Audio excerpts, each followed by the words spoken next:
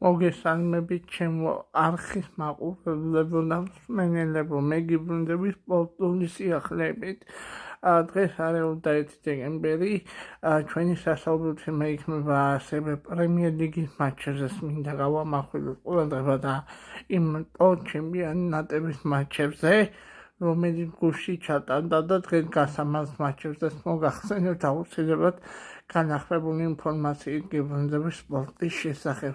დავიწყოთ პირველი იმით, რომ როგორც ვიცით, უკვე მადრიდის რეალმა სევილიას 2-0 მოუგო. მადრიდის რეალმა ამ მოგების შემდეგ კი ჩამონჩენაში ამცირა 1 ქულით, 42 ქულით მეორე პოზიციაზე. კატალონიის ბარსელონა 43 ქულით პირველ პოზიციაზეა. დღეს მესამე ადგილოსანი ვილიარეალი მორიგ მატჩს გამართავთ კატალონიის ბარსელონასთან.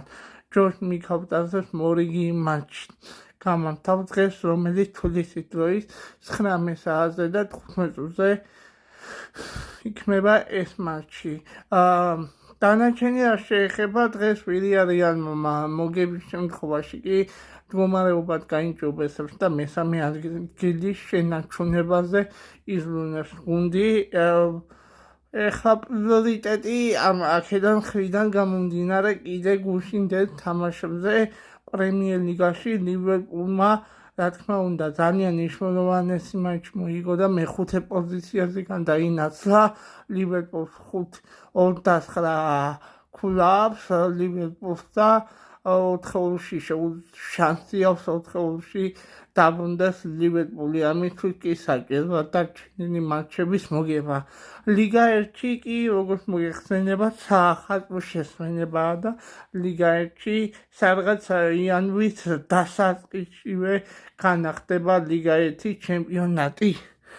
სერიაში როგორც მოგეხსენება, სერიაში ასე გამოიყურება სიტუაცია. სერიაში ნაპოლმა უდინესთან ძალიან დრამატულ ბრძოლაში დამარცხდა მინიმალური ანგარიშით 1-0.